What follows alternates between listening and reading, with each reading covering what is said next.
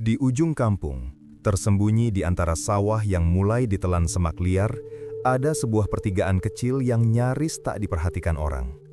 Satu jalur berupa jalan tanah merah yang memanjang ke area persawahan, lembab, licin saat hujan, dan berbau lumpur. Jalur lainnya berupa aspal tua yang retak-retak, mengarah ke rumah-rumah warga yang lampunya mulai jarang menyala setelah malam terlalu larut. Di siang hari, tempat itu sama sekali tidak terasa istimewa. Hanya ilalang yang bergoyang malas, suara jangkrik yang tumpang tindih, dan jejak ban traktor yang mengering. Anak-anak pernah bermain di sana. Petani lalu lalang, dan orang kampung melewatinya tanpa pikiran apapun. Namun, ketika malam turun, tepat setelah pukul 22 malam, pertigaan itu seperti berubah alamat. Lampu jalan satu-satunya di sana sering meredup tanpa sebab. Kadang menyala, kadang mati, seolah ragu memutuskan apakah tempat itu layak diterangi. Angin yang lewat terasa berbeda, lebih dingin, lebih berat, membawa bau tanah basah meski hujan tidak turun. Dan ada satu hal yang selalu membuat orang dewasa menelan ludah diam-diam. Tidak ada anjing yang mau mendekat. Padahal anjing kampung biasanya bebas berkeliaran. Tapi di sekitar pertigaan itu, mereka akan berhenti, menurunkan ekor, lalu berbalik arah sambil merengek pelan, seakan mencium sesuatu yang tidak seharusnya ada. Warga lama tidak pernah membicarakannya dengan suara keras. Tidak ada papan larangan, tidak ada cerita resmi. Hanya kebiasaan yang diwariskan lewat bisikan, lewat tatapan mata yang saling mengerti. Jika pulang malam dan harus melewati pertigaan itu, jangan menoleh terlalu sering ke belakang. Bukan karena takut dibuntuti maling, bukan karena khawatir disergap orang, melainkan karena terkadang, jika kau menoleh terlalu lama, kau akan menyadari bahwa kau tidak sendirian. Di sana, di bawah lampu yang berkedip lemah, sering berdiri seorang anak kecil. Diam, menunduk, seolah sedang menunggu seseorang pulang. Dan anehnya, ia selalu muncul tepat saat kau merasa paling sendirian. Anak itu selalu muncul sendirian. Tidak pernah ada orang dewasa yang menemaninya. Tidak ada suara ibu memanggil, tidak ada bayangan rumah yang menunggunya pulang. Ia seolah hanya ada, muncul begitu saja di pertigaan, tepat di bawah lampu yang redup dan berkedip pelan. Usianya sulit ditebak, sekitar 7 atau 8 tahun. Tubuhnya kurus, terlalu kurus untuk anak seusianya. Kaosnya kusam dan kebesaran, lengannya menjuntai menutupi jari. Warna kainnya tak jelas, entah abu-abu atau putih yang sudah lama kotor. Selalu tampak lembab, seperti baru saja diperas dari air. Rambutnya hitam, panjang menutupi dahi dan sebagian mata. Wajahnya jarang terlihat jelas, bahkan ketika lampu menyala terang sesaat. Yang tampak hanya garis rahang kecil dan kulit pucat yang terlalu tenang untuk anak kecil. Namun ada satu hal yang selalu diperhatikan siapapun yang pernah melihatnya. Sandal jepitnya selalu basah. Bukan sekadar lembab, basah seperti baru diangkat dari air. Dan setiap kali ia melangkah, terdengar bunyi kecil yang tidak seharusnya ada di tanah kering. Plek, plek, plek. Padahal di sekitar pertigaan, tanahnya keras, tidak berlumpur, tidak ada genangan.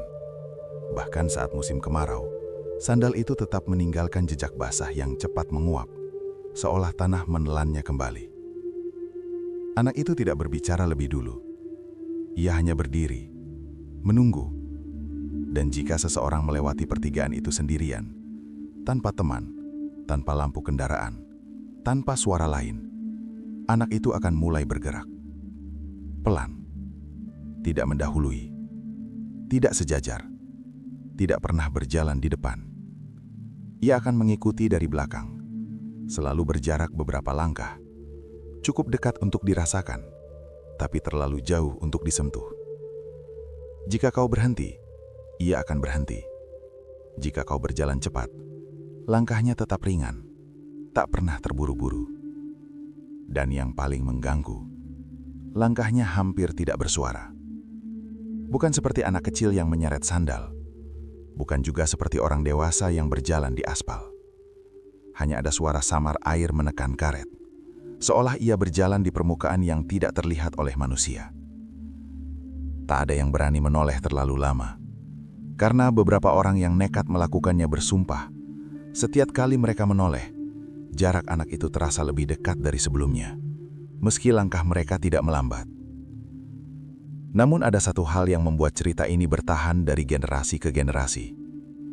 Siapapun yang diikuti anak itu, selalu sampai rumah dengan selamat. Tidak jatuh, tidak tersesat, tidak diserang, tidak mengalami apapun di jalan. Seolah kehadiran anak itu, yang dingin, basah dan sunyi, adalah sesuatu yang melindungi. Tapi warga lama tahu satu detail yang jarang diucapkan. Tidak ada yang pernah memastikan apakah anak itu ikut berhenti di depan rumah, atau hanya berdiri di belakang, menunggu kau menutup pintu. Dan tidak ada yang berani memastikan apakah ia akan tetap di sana, atau berjalan mencari orang berikutnya yang pulang sendirian. Cerita tentang anak kecil di pertigaan itu tidak pernah diceritakan dengan suara keras. Ia menyebar pelan-pelan, dari obrolan warung kopi yang diputus tiba-tiba, dari bisik di pos ronda saat rokok hampir habis, dari kalimat setengah jadi yang diakhiri dengan helaan napas panjang. Seorang tukang ojek yang biasa mangkal sampai lewat tengah malam pernah berkata sambil menunduk, suaranya pelan seolah takut didengar jalanan. Aneh, rasanya aman, kayak ada yang jagain dari belakang. Ia mengaku malam itu melewati pertigaan dengan perasaan tak enak. Angin dingin menusuk, lampu jalan hampir padam. Saat itulah ia sadar ada langkah kecil di belakangnya. Ia tidak menoleh karena katanya tubuhnya menolak. Namun sepanjang jalan pulang, tidak ada motor yang memepet. Tidak ada bayangan mencurigakan, tidak ada suara lain selain napasnya sendiri. Sampai rumah, kok dada rasanya plong, katanya. Padahal harusnya takut. Seorang ibu yang pulang dari rumah saudaranya bahkan lebih aneh lagi ceritanya. Ia tiba di rumah sekitar jam 11 malam. Begitu menutup pintu, ia langsung duduk di lantai dan menangis. Bukan karena ketakutan, melainkan rasa lega yang begitu besar sampai tubuhnya gemetar. Kayak, akhirnya nyampe, katanya ke tetangga. Padahal jaraknya dekat. Ia juga melihat anak kecil itu, mengikutinya dari pertigaan sampai hampir ke depan rumah. Tapi ketika ditanya seperti apa wajah anak itu, ibu itu terdiam lama. Aku nggak ingat, katanya akhirnya. Kayak wajahnya ketutupan bayangan. Semakin banyak yang bercerita, semakin jelas satu hal yang mengganggu. Tidak ada satupun yang bisa menggambarkan wajah anak itu dengan pasti. Aku yakin laki-laki, kata seorang pemuda. Kayaknya cewek, bantah yang lain. Kayak anakku dulu, ucap seorang bapak, lalu langsung terdiam, menyesal telah bicara. Tinggi badannya berbeda-beda, bentuk wajahnya berubah-ubah, bahkan warna bajunya tidak pernah sama. Namun setiap orang merasakan hal yang sama saat menceritakannya. Ada sesuatu yang terasa akrab, seolah anak itu bukan orang asing, seolah ia membawa potongan ingatan yang terlalu dalam untuk disebutkan. Seolah ia muncul bukan untuk ditakuti, melainkan untuk mengisi sesuatu yang hilang. Seorang warga tua pernah bergumam lirih, hampir tak terdengar. Yang diantar bukan cuma badan mereka, tapi perasaan yang hampir tersesat. Dan sejak itu, muncul bisikan lain di kampung, lebih gelap, lebih jarang diucapkan, bahwa anak kecil itu tidak menampakkan wajahnya sendiri. Ia meminjam bayangan dari orang yang diikutinya, menyamar dalam bentuk yang paling mudah dipercaya, dan selama perjalanan pulang, ia berjalan di belakang, bukan untuk memastikan orang itu selamat, melainkan untuk memastikan orang itu tidak benar-benar sendirian saat malam paling sunyi. Namun, satu pertanyaan tetap menggantung, tak pernah terjawab. Jika anak itu menyesuaikan diri dengan yang diantar, wajah siapa yang ia kenakan saat tidak ada siapapun yang lewat? Dan di pertigaan itu, setiap lewat tengah malam, lampu jalan tetap berkedip, seolah ada seseorang berdiri di bawahnya, menunggu giliran berikutnya. Randy tidak pernah percaya cerita seperti itu.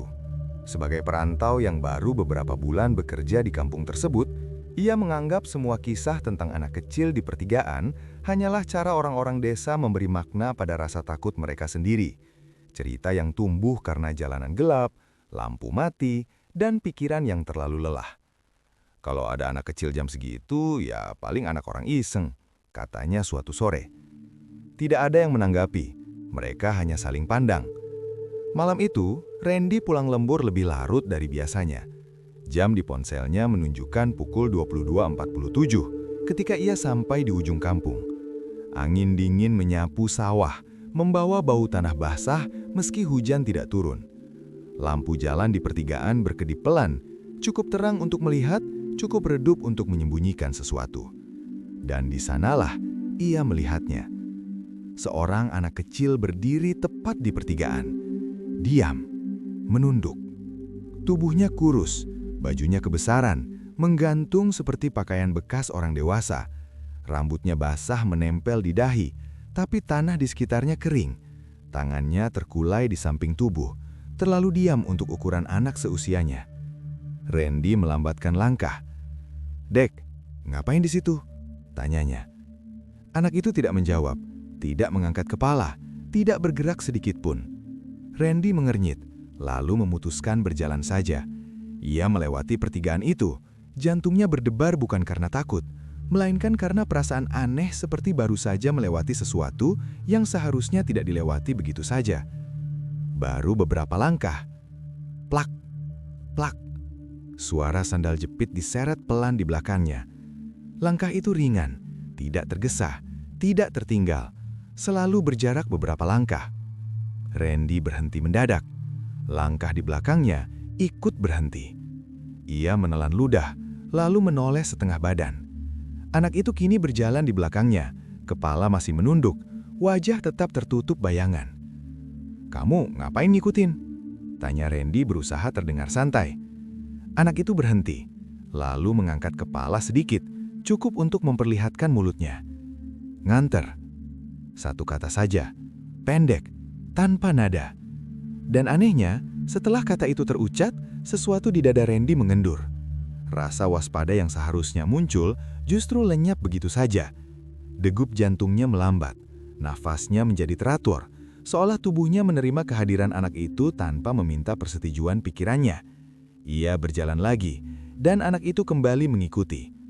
Sepanjang jalan, Randy merasa ringan. Tidak ada rasa gelisah, tidak ada pikiran buruk, tidak ada keinginan menoleh lagi.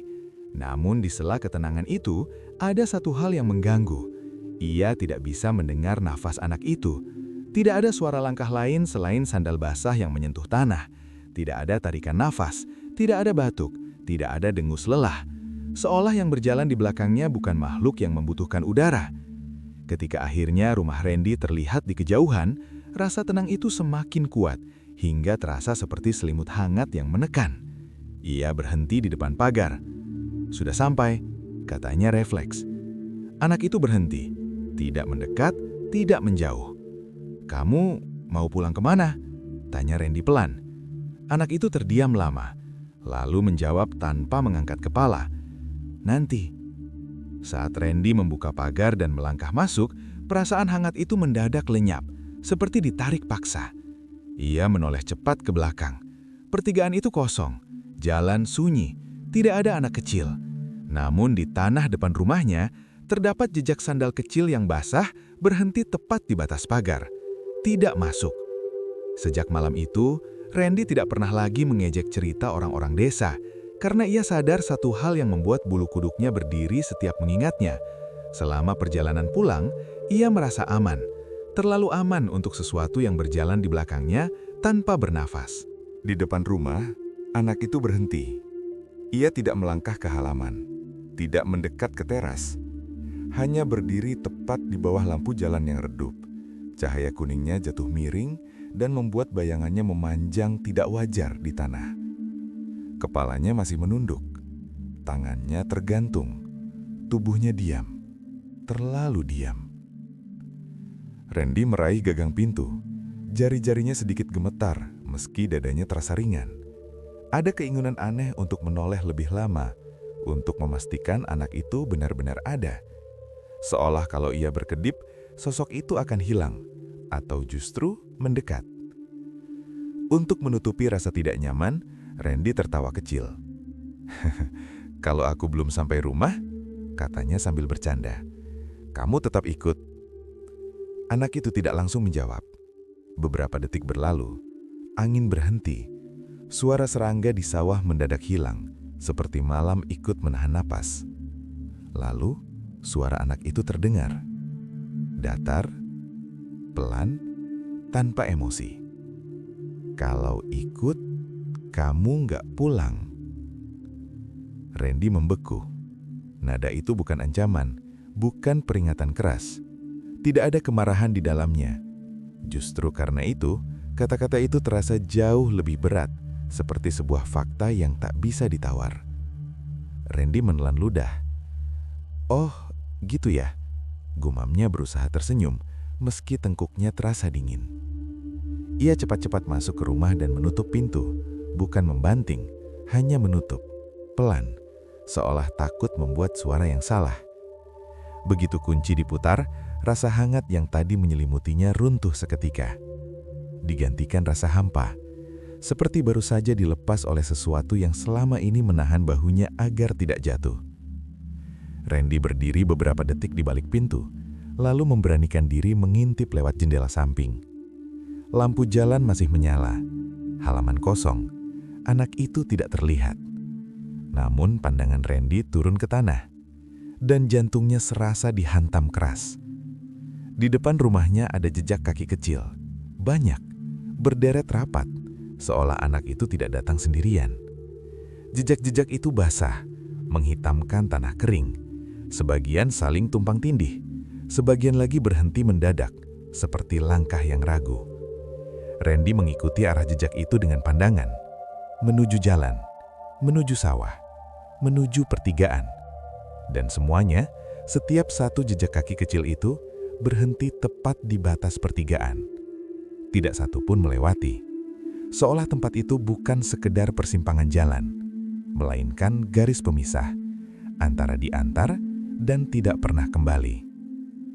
Malam itu Randy tidur dengan lampu menyala, dan untuk pertama kalinya sejak tinggal di kampung itu, ia mengerti kenapa orang tua-tua selalu berkata, "Jika kau diantar pulang oleh anak kecil dari pertigaan, jangan pernah bercanda tentang ikut bersamanya, karena tidak semua yang mengantar melakukannya agar kau selamat."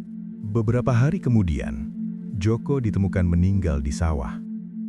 Tubuhnya tergeletak di pematang, menghadap ke tanah basah. Mulutnya terbuka sedikit, seolah sempat berteriak atau memanggil sesuatu yang tidak pernah datang. Di tangannya masih tergenggam senter kecil yang baterainya sudah mati. Ia pulang sendirian malam itu, lewat tengah malam, tanpa singgah, tanpa ditemani siapapun. Yang paling membuat warga bergidik bukan cara matinya, melainkan satu hal sederhana. Tidak ada seorang pun yang melihat anak kecil itu bersamanya. Tidak ada saksi yang melihat sandal basah di belakang langkah Joko. Tidak ada suara plak-plak yang mengikuti. Tidak ada bayangan kecil di pertigaan. Seolah malam itu, ia benar-benar sendirian. Keesokan harinya, orang-orang mulai mengingat kejadian lain. Seorang pemuda yang jatuh ke sungai setahun lalu tidak diantar. Seorang kuli bangunan yang ditemukan kaku di kebun pisang tidak diantar. Seorang pedagang keliling yang hilang dan hanya tersisa motornya tidak diantar. Polanya pelan-pelan terlihat, dan ketika warga menyadarinya, rasa takut berubah menjadi sesuatu yang lebih sunyi. Kepasrahan. Anak kecil itu tidak muncul untuk semua orang. Ia tidak selalu berdiri di pertigaan. Ia tidak selalu mengikuti yang lewat. Dan ia tidak pernah datang ketika ada lebih dari satu orang. Ia memilih. Dan mereka yang tidak dipilih tidak pernah sampai rumah. Sejak malam Joko ditemukan, kebiasaan kampung berubah. Orang-orang menunda pulang jika harus sendirian. Beberapa memilih tidur di warung daripada melewati pertigaan. Ada yang sengaja memperlambat langkah, berharap melihat sosok kecil itu berdiri menunggu. Bukan karena ingin ditemani, melainkan karena tahu satu hal yang lebih menakutkan dari diganggu makhluk halus. pulang tanpa siapapun yang mengantar. Dan setiap malam, tepat setelah pukul 22, pertigaan itu tetap sunyi. Lampu redup, sawah gelap, angin dingin. Kadang ada orang yang berhenti sebentar di sana, berdiri terlalu lama, menunggu sesuatu yang tidak kunjung muncul. Karena kini semua orang paham, jika anak kecil itu tidak datang, berarti malam sudah memutuskan sesuatu, dan keputusan itu tidak pernah bisa dibatalkan. Akhirnya, seorang kakek tua membuka mulut. Ia adalah orang paling sepuh di kampung itu. Rambutnya tipis, punggungnya membungkuk, dan matanya selalu menghindari arah pertigaan ketika berbicara. Malam itu, ia duduk di bangku bambu depan rumah. Lampu minyak menyala redup di sampingnya. "Sudah cukup lama kalian salah paham," katanya pelan. "Itu bukan anak kecil." Warga terdiam. Kakek itu menelan ludah sebelum melanjutkan. "Itu penjaga." Angin malam berdesir, membuat daun bambu beradu, seperti bisikan orang-orang yang tidak ingin didengar. "Dulu," kata si kakek, "sebelum jalan aspal ada, sebelum rumah-rumah berdiri, kampung ini cuma sawah dan pematang. Pada suatu malam hujan, malam yang gelap dan dingin, seorang anak kecil tersesat. Bukan anak kampung, bukan pula orang yang dikenal. Ia datang entah dari mana, mungkin ikut orang tuanya yang tidak pernah kembali. Hujan turun tanpa henti, sawah tergenang, angin menusuk tulang. Anak itu berjalan sendirian di pertigaan yang dulu belum disebut pertigaan. Menangis, memanggil, menunggu. Tidak ada yang mengantar. Orang-orang di rumah mengira itu suara binatang. Ada yang mendengar tapi memilih menutup pintu. Ada yang melihat bayangan kecil lalu berpaling karena takut. Anak itu terus berjalan, terus berharap, sampai kakinya lelah dan tubuhnya menyerah pada dingin. Ia mati di jalan. Bukan di rumah, bukan di pelukan siapapun. Dan yang paling buruk, tidak ada yang mencari. Arwahnya tidak tahu jalan pulang. Ia tinggal di tempat terakhir ia berharap ada yang menemaninya. Kakek itu menatap tanah saat berkata, "Sejak malam itu, kalau ada orang pulang sendirian, anak itu muncul. Ia tidak mengganggu, tidak meminta, tidak mencelakai. Ia hanya berjalan di belakang, mengantar. Karena itulah satu-satunya hal yang tidak pernah ia dapatkan." Warga mulai gemetar. "Terus, kenapa tidak semua orang diantar?" tanya seseorang dengan suara hampir putus. Kakek itu menghela napas panjang. "Karena penjaga hanya mengantar mereka yang masih punya waktu." Semua terdiam. Yang tidak diantar, lanjutnya lirih, biasanya sudah terlalu dekat dengan kematian, atau hatinya sudah terlalu gelap untuk diselamatkan. Ia menutup mata. Sejak malam itu, tak ada satupun warga yang berani mengejek pertigaan. Dan ketika seseorang pulang larut, lalu melihat sosok kecil berdiri di sana, tidak ada yang lari, tidak ada yang menolak. Karena kini mereka tahu, lebih baik diantar oleh sesuatu yang mati, daripada pulang sendirian dan tidak pernah sampai. Malam terakhir Randy di kampung itu terasa berbeda sejak langkah pertama. Udara lebih berat. Bau lumpur dari sawah tercium menyengat, seperti tanah yang baru dibuka. Lampu-lampu rumah menyala lebih cepat dari biasanya. Orang-orang memilih menutup diri lebih awal, seolah tahu sesuatu akan terjadi. Ketika Randy sampai di pertigaan, jantungnya langsung mencelos. Kosong. Tidak ada anak kecil, tidak ada sandal basah, tidak ada sosok menunggu. Hanya ilalang yang bergoyang pelan dan lampu jalan yang berkedip tak stabil, seperti napas orang sekarat. Randy berhenti berjalan. Langkahnya terasa salah tanpa suara di belakang. Tanpa kehadiran itu, malam terasa terlalu terbuka, seperti tubuh tanpa kulit. Ia menelan ludah. "Cuma sugesti," gumamnya meski suaranya bergetar. Ia melangkah lagi. 1 langkah, 2 langkah.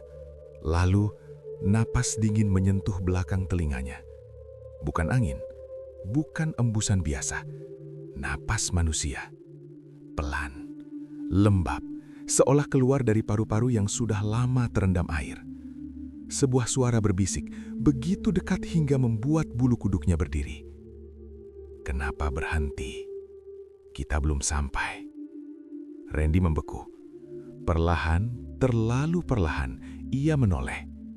Anak kecil itu kini berdiri di depannya, bukan di pertigaan, bukan menunggu, melainkan menghalangi jalan.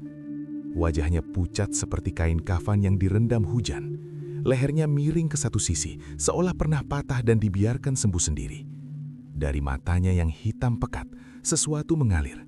Bukan air mata, tapi cairan gelap yang menetes ke pipi dan jatuh ke tanah tanpa suara. Sandal jepitnya basah kuyup, lebih basah dari biasanya. Tanah di bawahnya mulai menghitam. "Aku capek sendirian," kata anak itu. Suaranya bukan lagi suara anak kecil. Ada gema di dalamnya, suara banyak orang yang pernah pulang tanpa sampai. Randy mundur satu langkah. "Dulu," sambil tersenyum tipis, lanjutnya, "aku nunggu lama." Matanya menatap lurus ke Randy, tidak berkedip. "Sekarang gantian kamu." Lampu jalan di atas mereka berkedip cepat. Sekali, dua kali, lalu mati. Gelap menelan segalanya. Dalam kegelapan itu, Randy mendengar langkah kaki kecil mengitari dirinya. Bukan satu pasang, banyak, mengelilingi, menutup jalan. Suara sandal basah menyeret tanah. Plak, plak, plak. Tangan kecil yang dingin menyentuh pergelangan kakinya. Lalu satu suara terakhir, tepat di depan wajahnya. "Kalau aku ikut, kamu nggak pulang." Jeritan Randy terpotong oleh suara angin yang tiba-tiba kencang, dan pertigaan kembali sunyi. Kosong, seperti tidak pernah ada siapapun di sana. Sejak malam itu, pertigaan tidak pernah benar-benar kosong lagi. Warga yang pulang larut mulai melihatnya, bukan satu, melainkan dua anak kecil. Yang pertama selalu berdiri di tempat yang sama, diam, menunduk. Sandalnya basah, meneteskan air ke tanah kering yang perlahan menghitam. Ia menunggu. Yang kedua berjalan di belakang orang-orang tertentu. Tidak selalu muncul, tidak selalu untuk siapapun. Ia mengikuti dengan langkah ringan, kepala tertunduk, seolah sedang menghitung jarak menuju sesuatu yang tidak ingin dilewati. Orang-orang yang diikuti merasakan hal yang berbeda-beda. Sebagian merasa tenang, tenang yang aneh, seperti seseorang yang sudah menyerah pada nasibnya. Sebagian merasa berat di dada, tetapi tetap melangkah, seolah ada tangan tak terlihat yang mendorong dari belakang. Dan sebagian lagi tidak merasakan apapun sama sekali. Mereka yang melihat dua anak itu sekaligus, yang menunggu dan yang mengikuti, biasanya tidak pernah sampai rumah. Pagi harinya, warga hanya menemukan sisa-sisa. Sandal tergeletak di tepi jalan, bekas seretan kaki kecil yang berhenti mendadak, tanah sawah yang amblas, seperti baru ditutup tergesa-gesa. Tidak ada mayat, tidak ada jeritan yang sempat didengar, seolah orang itu tidak pernah ada. Seorang ibu bersumpah melihat anak kedua itu menoleh sesaat sebelum menghilang. Wajahnya mirip Randy, dewasa, pucat, matanya kosong, tapi tubuhnya kecil, bengkok dan basah. Sejak saat itu, warga mulai memahami sesuatu yang lebih menakutkan dari kematian. Anak pertama adalah yang menunggu, anak kedua adalah yang pernah diantar, dan mereka tidak semua muncul untuk menyelamatkan. Sebagian orang diantar agar selamat, sebagian lagi diantar agar mengganti. Karena penjaga tidak boleh pergi, dan yang mati sendirian tidak ingin sendirian lagi. Kini, jika lewat pertigaan setelah pukul 22, warga melakukan satu hal kecil. Mereka tidak menoleh, tidak memanggil, tidak bertanya. Karena jika seorang anak kecil berjalan di belakangmu, itu bukan berarti kau aman. Itu berarti kau sudah dipilih. Dan tidak semua yang diantar akan pulang. Kini warga tahu satu hal yang tidak pernah tertulis, tapi diwariskan lewat bisikan dan tatapan takut. Jika pulang malam dan melihat anak kecil berdiri di pertigaan, bersyukurlah. Jangan menatap wajahnya terlalu lama, jangan menyapanya, jangan bertanya kenapa sandalnya basah. Lewati saja, biarkan ia memilih mengikuti atau tidak. Karena selama ia berdiri di sana, berarti masih ada penjaga. Namun jika suatu malam pertigaan itu kosong, tanpa bayangan, tanpa langkah kecil, tanpa bau tanah basah, berhentilah. Jangan melangkah maju, jangan menoleh ke belakang, jangan mencoba pulang lewat jalan lain. Kosongnya pertigaan bukan pertanda aman. Itu pertanda penjaga sedang mencari pengganti.